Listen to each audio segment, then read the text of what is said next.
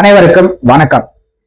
பஹ்ரைனில் நடந்த ஆசிய இளைஞர்களுக்கான விளையாட்டு போட்டியில கபடி டீம், இந்தியாவோட கபடி டீம் சார்பில் விளையாண்டு 2 தங்கப்பதக்கங்களை வாங்கி கொடுத்துட்டு வந்திருக்காங்க. நம்ம தமிழ்நாட்டை சேர்ந்த, நம்ம மண்ணை சேர்ந்த 2 பேர். ஒண்ணு வந்து அபினேஷ், தேனிக்காரரான அபினேஷ். இன்னொன்னு வந்து நம்ம சென்னை பக்கத்துல இருக்க கண்ணகி நகரை சேர்ந்த கார்த்திகா, கண்ணகி நகர் கார்த்திகா. இந்த 2 தங்க குழந்தைகளுக்கும் எனது பாராட்டுகள். நம்ம இந்த வீடியோல வந்து கண்ணகி நகர் கார்த்திகாவை பத்தி தான் பேச போறோம். ஏன் அபினேஷை பத்தி பேசலையா அப்படின்ற மாதிரி கேட்கலாம் நீங்க. அதை வந்து வேற ஒரு வீடியோல போட்டு கண்ணகி நகர் கார்த்திகாவை பத்தி முதல்ல வீடியோ போடுறதுக்கு நிறைய காரணங்கள் இருக்கு. அந்த காரணங்களை வந்து இந்த வீடியோ முழுக்க வந்து நீங்க பார்க்க போறீங்க.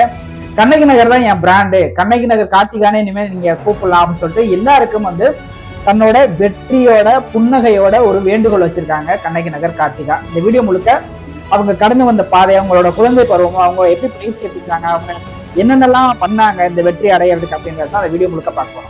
இந்த வீடியோ முழுசா ஸ்கிப் பண்ணாம பாருங்க. ஏன் அப்படின்னா இந்த வீடியோல நான் பேச போற தகவல்கள், நான் சொல்ல போற விஷயங்கள், என்னோட கருத்துக்கள் எல்லாமே வந்து நம்ம வீட்டுல இருக்க பெண் குழந்தைகளுக்கு மட்டும் கிடையாது. நம்ம வீட்டுல இருக்க குழந்தைகளுக்கு, நம்ம சமுதாயத்துல இருக்க பெண் குழந்தைகளை வந்து நம்ம எப்படி பாக்குறோம், அவங்களோட வெற்றிக்கு நம்ம வந்து என்ன மாதிரிலாம் நம்ம வந்து சப்போர்ட் பண்றோம் அப்படின்றதுக்கு எங்கேயாவது ஒரு இடத்துல உங்களுக்கு வந்து ஒரு ஞாபகத்தை தூண்டும் அப்படின்றதும் என்னோட நம்பிக்கை. அந்த நம்பிக்கையில தான் இந்த வீடியோவை நான் பதிவு பண்றேன். முழுசா ஸ்கிப் பண்ணா பார்த்துட்டு உங்களோட கமெண்ட்ஸ் எதுவா இருந்தாலும் இந்த வீடியோல நீங்க போடலாம்.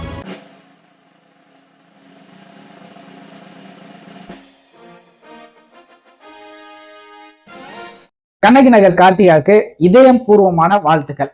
உயிரோட அடியில இருந்து வாழ்த்துக்கள் சொல்றேன். எல்லாருமே, தமிழ்நாட்டு மக்கள் எல்லாருமே அப்படிதான் சொல்லியிருப்பாங்க அப்படின்றதுல எனக்கு பயங்கரமான நம்பிக்கை இருக்கு.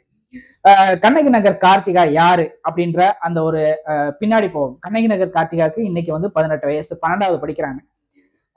அவங்களோட குழந்தை பருவம் அப்படின்ற மாதிரி நம்ம போறதுக்கு முன்னாடி கண்ணகி நகர் அப்படின்ற அந்த ஒரு பேர் வந்து, இந்த பேரை வந்து சென்னை பக்கத்துல இருக்கவங்க எல்லாருமே வந்து கண்ணகி நகரை எப்படி பார்த்துக்கிட்டு இருக்காங்க. அவங்க கண்ணகி நகரை பத்தி மூளைக்குள்ள, நம்மளோட மூளைக்குள்ள எல்லாம், சக மனிதனா நம்மளோட மூளைக்குள்ள எல்லாம் எப்படி திணிச்சு வச்சிருக்காங்க அப்படின்னு பார்த்தோம்னா, கண்ணகி நகர் அப்படின்றது ஒரு கிரைம் ரேட் அதிகமா இருக்கக்கூடிய ஒரு ஏரியா. கண்ணகி நகர்ன்றது ஒரு குப்பம், அழுக்கான மக்கள் இருக்கக்கூடிய ஒரு ஏரியா. அங்க படிப்பறிவு இருக்காது, நல்ல பழக்க வழக்கங்கள் இருக்காது அப்படின்ற மாதிரி நிறைய வந்து அந்த கட்டிடத்தை வேலைக்கு போறவங்க, அப்புறம் வந்து துப்புரவு தொழிலாளர் வேலைக்கு வரவங்க தான் அந்த கண்ணகி நகர்ல வந்து அதிகமா இருப்பாங்க அப்படின்ற ஒரு காலகட்டம் இருந்துகிட்டே இருந்தது. அதை உடச்செறிஞ்சிருக்காங்க கண்ணகி நகர் கார்த்திகா. இதுக்கு முன்னாடி அந்த கண்ணகி நகர்ல இருந்து பெருசா யாருமே சாதிக்கல அப்படிங்கிற நிறைய பேர் இருக்காங்க. எனக்கு தெரிஞ்சு ஏன் கூட ஐடி கம்பெனில ஒர்க் பண்ண கண்ணகி நகர்ல இருந்து வந்த நண்பர்களா இருக்காங்க. ஸோ இது வந்து நான் சொல்றது வந்து ஒரு 10 வருஷத்துக்கு முன்னாடியே கண்ணகி நகர் வந்து டெவலப் ஆயிடுச்சு. இன்னும் நம்ம வந்து அந்த கண்ணகி நகர் அப்படின்ற அந்த ஒரு மாய தோற்றத்தை வந்து நம்ம நம்பிக்கிட்டே இருக்கோம். அந்த அந்த கண்ணகி நகர்ல வந்து நம்ம வந்து இந்த கண்ணகி நகரா அப்படின்ற மாதிரி அந்த ஒரு பார்வையை வந்து நம்ம மாத்தி பார்த்துக்கிட்டே இருக்கோம். அதை வந்து இன்னொரு வாட்டி பெரிய சம்மட்டியை வச்சு அடிச்சு உடைச்சிருக்காங்க நம்ம கண்ணகி நகர் கார்த்திகா. ஓகே, இப்ப கண்ணகி நகர் கார்த்திகா வந்து பார்ப்போம். இந்த மாதிரி ஒரு வறுமையான குடும்பத்துல அடுத்த வேலை சாப்பாட்டுக்கே வழி இல்லை. அப்பா வந்து கட்டிட வேலை பார்க்குற ஒரு தொழிலாளி, அம்மா வந்து துப்புரவு தொழிலாளி. 2 பேரும் சேர்ந்து சம்பாரிச்சு எடுத்துட்டு வந்தாதான் சாப்பாடு, அவங்களோட துணிமணிகள், அவங்களோட படிப்பு செலவு எல்லாத்துக்குமே இந்த 2 பேரோட தினக்கூலி வருமானம் தான். 2 பெண் குழந்தைகள், கார்த்திகாவுக்கு இன்னொரு தங்கச்சி வேற இருக்காங்க. 2 பெண் குழந்தைகள் இருக்கும்போது ஒரு அம்மாவாலையும் ஒரு அப்பாவாலையும் என்ன பண்ண முடியும் அப்படின்ற ஒரு பெரிய கேள்வி இருக்கும் இல்லையா. ஒரு நடுத்தர வர்க்கத்துக்கு கீழே, வறுமை கோட்டுக்கு கீழே இருக்கவங்க 2 பெண் குழந்தைகளை வச்சுக்கிட்டு என்ன பண்ண முடியும்னு கேள்வி இருக்கு இல்லையா. அந்த கேள்விக்கு எல்லாமே அந்த 2 பெண் குழந்தைகளும் அழகா வந்து பதில் சொல்லிக்கிட்டே இருக்காங்க. இப்போ வரைக்கும் அந்த பதில் வந்து எனக்கு ரொம்ப ஆச்சரியமாகவும் ரொம்ப சந்தோஷமாகவும் மாறிக்கிட்டே இருக்கு.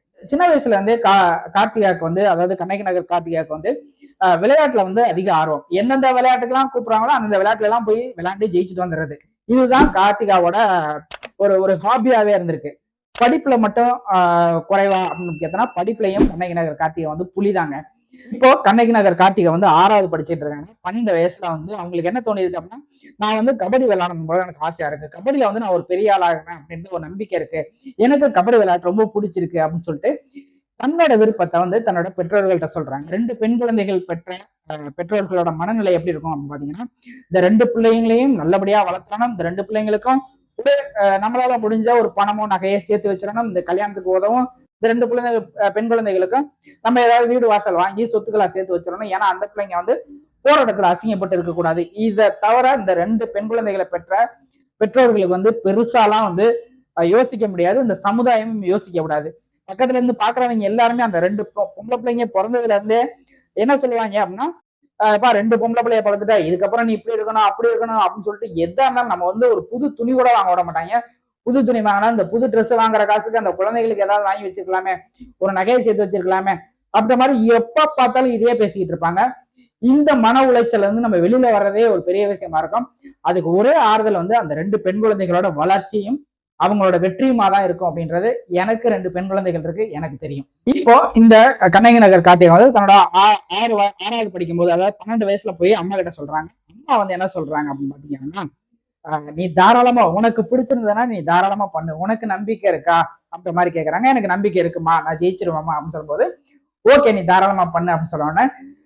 பண்ணுன்னு சொல்லிட்டாங்க. அதுக்கான காசு வேணும், அதுக்கான சாப்பாடு சாப்பிடணும், அதுக்கான கிரவுண்ட்ல போய் விளையாடுறதுக்கு அதுக்கான ட்ரெஸ் வேணும், ஷூ வேணும். எங்க போறது? எங்கேயுமே போக முடியாது, யார்கிட்டயுமே கேட்க முடியாது.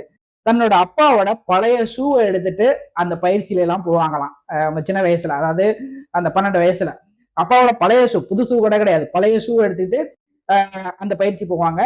அங்க இருக்க மண் தரையில இருக்க அந்த கிரவுண்ட், ஓப்பன் கிரவுண்ட், அங்கதான் வந்து அவங்களோட பயிற்சி, கபடி பயிற்சி ஆரம்பிச்சிருக்கு.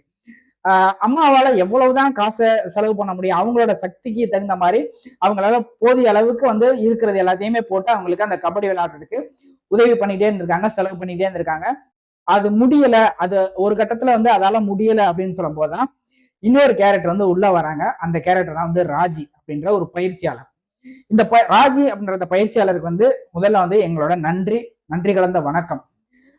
இவர் என்ன பண்றாரு அப்படின்னு பாத்தீங்க அப்படின்னா, அங்க இருக்க நடக்கிற அந்த கண்ணகி நகரோட அந்த தோற்றத்தையும் கண்ணகி நகரை பத்தியான பிரச்சனைகளையும் பாக்குறாரு. இந்த குழந்தைங்களுக்கு ஏதாவது பண்ணணும் அப்படின்னு சொல்லிட்டு யோசிக்கும் போது, அரசு பள்ளியில படிக்கிற அந்த கண்ணகி நகர் குழந்தைகளுக்கு, பெண் குழந்தைகளுக்கு, முக்கியமா குறிப்பா பெண் குழந்தைகளுக்கு நம்ம வந்து கபடி வந்து பயிற்சி கொடுக்கலாம்னு சொல்லிட்டு ஒரு கபடி டீமை ஃபார்ம் பண்றாரு. கண்ணகி நகர் கபடி டீம்னே அந்த பேர் வச்சு அந்த குழந்தைகள் எல்லாம் கூப்பிட்டு பயிற்சி கொடுக்குறாரு.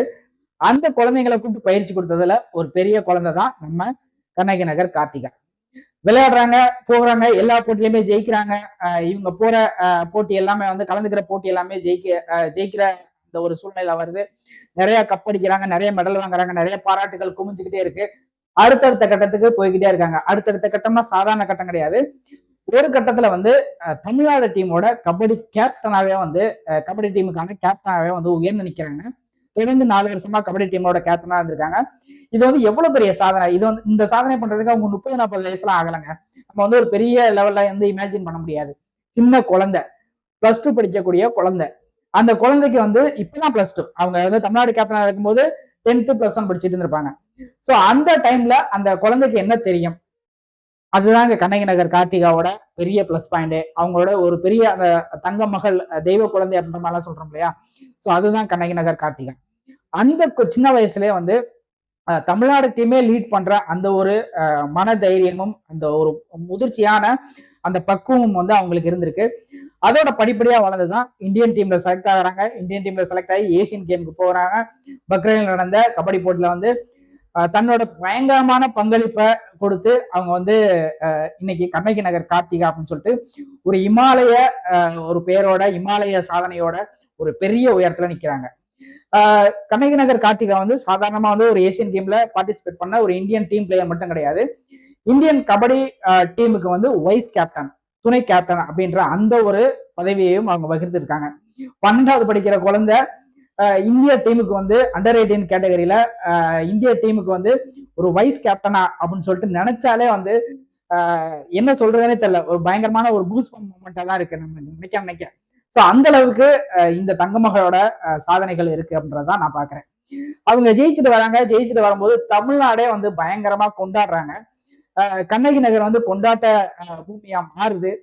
அது வரைக்கும் கண்ணகி நகர் அப்படின்ற ஒரு பெரிய ஒரு டார்க் ஷேடு உள்ள அந்த பேரை வந்து இவங்க வெளிச்சம் போட்டு, பயங்கரமா வெளிச்சம் போட்டு, இவங்க சிரிப்பாலையும் இவங்களோட சாதனையாலையும் இவங்க பயங்கரமா வெளிச்சம் போட்டு, இதுதான் கண்ணகி நகர், நான் வந்து கண்ணகி நகர்ல இருந்து வந்த பொண்ணு, நான் தான் கண்ணகி நகர் கார்த்திகா, இனிமே எல்லாருமே என்னைய வந்து கண்ணகி நகர்னு சொல்லுங்க அப்படின்னு சொல்லிட்டு அது சொல்லும் போது இந்த பெண் குழந்தையை பெற்றவங்க அந்த செய்தியை பார்த்துருந்தீங்க, அந்த வீடியோவை பார்த்துருந்தீங்க அப்படின்னா உங்களுக்கு கண்ணீர் தண்ணி வராம இருந்திருக்காது அப்படின்றத நான் அடிச்சு சொல்லுவேன். ஏன்னா நாங்களும் கண்கலங்கின ஒரு தருணம்.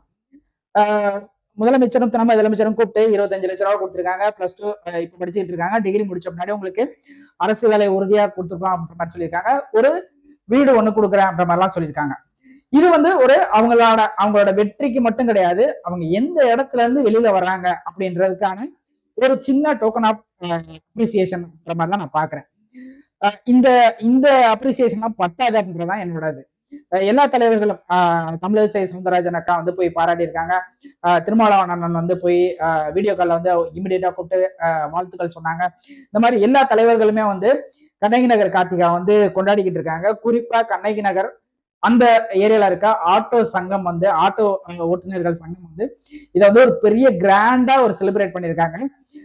ரொம்பவே சந்தோஷமா இருக்கு. அந்த கண்ணகி நகர் மக்களுக்கு வந்து கண்ணகி நகர் கார்த்திகா வந்து எவ்வளவு பெரிய பேர் எடுத்து கொடுத்துருக்காங்க அப்படின்ற மாதிரி நினைக்கும் போது ஒரு பெரிய சந்தோஷமா இருக்கு. இப்ப நீங்க ரீசெண்டா பைசன் படம் பார்த்திருப்பீங்க. பார்க்காதவங்களுக்கு இந்த கதையை பத்தி நான் புரியாது. பைசன்ல வந்து மனத்தி கணேசன் அப்படின்னு சொல்லிட்டு ஒரு திருநெல்வேலி பிளேயரை வந்து நம்ம பார்த்திருந்தோம். 94 வந்து ஒரு அர்ஜுனா அவார்டு வாங்கின அந்த மனத்தி கணேசனோட வாழ்க்கை வரலாற்று படமா எடுத்திருந்தாங்க. ஒரு சாதாரண பின்புலம், அப்ப நடந்த ஒரு ஜாதிய கலவரங்கள், சமூக கலவரங்கள், இதுக்கு நடுவுல அந்த ஒரு ஒரு ரொம்ப டவுன் வில்லேஜ் அப்படின்ற மாதிரி ஒரு அந்த இடத்துல இருந்து ஒரு தேசிய விளையாட்டு போட்டியில நேஷனல் சாம்பியனா மாறி அங்க இருந்து ஒரு பெரிய லெவலுக்கு வெற்றி அடைஞ்ச ஒரு மனத்தி கணேசனோட வரலாறு எடுத்திருந்தாங்க. இப்போ அது வந்து 94 நடந்தது. 2025 நான் இருக்கேன். நானும் வந்து சென்னையோட பைசன், நான் வந்து கண்ணகி நகரோட பைசன்.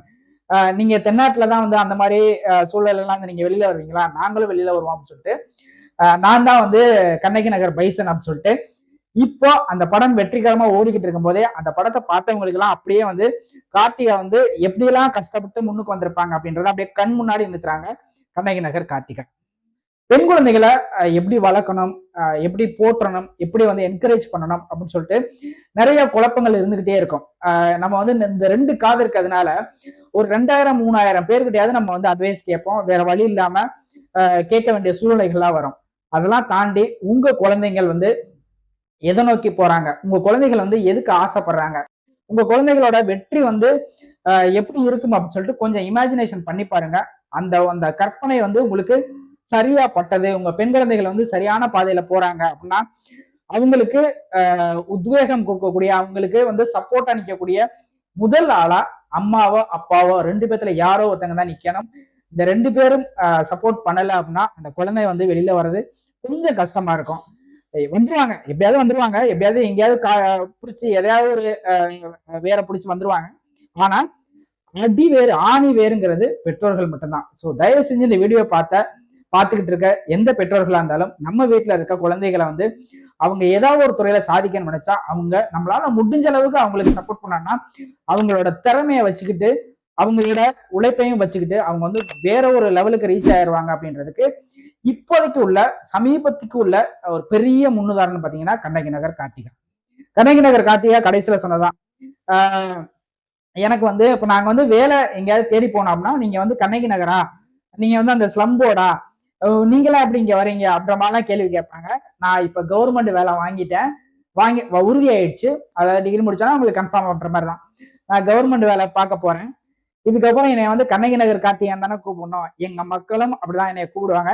இனிமே கண்ணகி நகர்னு சொல்லிட்டு யாரும் வந்து கேவலமா பார்க்காதீங்க. கண்ணகி நகர்ல இருந்து நாங்கெல்லாம் வந்திருக்கோம், நாங்க கண்ணகி நகர், நாங்க வந்து எங்க ஊர் வந்து கண்ணகி நகர் அப்படின்னு சொல்லிட்டு அந்த பெருமையா பேசுற தருணம் வந்து ரொம்ப நெகிழ்ச்சியான தருணமா இருந்திருக்கு. அதை மட்டும் இல்லாம இந்த கண்ணகி நகர்ல இருந்து நான் ஒலிம்பிக்ல போய் விளையாண்டு ஒலிம்பிக்ல வந்து தங்க மெடல் கோல்டு மெடல் அடிக்கணும் அப்படின்றதான் என்னோட பெரிய கனவு. அது ஒரு நாளைக்கு சாத்தியமாகும் சொல்றாங்க.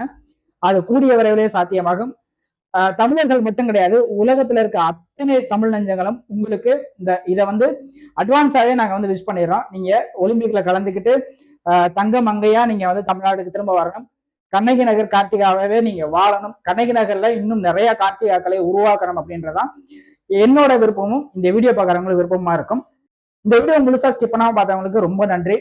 இந்த வீடியோவை நிறைய பேருக்கு ஷேர் பண்ணுங்க. இது வந்து கண்டிப்பா ஒரு தன்னம்பிக்கை ஊற்ற ஒரு வீடியோவா இருக்கும். அதுக்கு இந்த வீடியோ போட்ட நான் காரணம் கிடையாது, கண்ணகி நகர் கார்த்திகா அப்படின்ற அந்த தங்க மகளோட வாழ்க்கை தான் காரணம். மேலும் வேற ஒரு வீடியோல நம்ம மீட் பண்ணுவோம். நன்றி.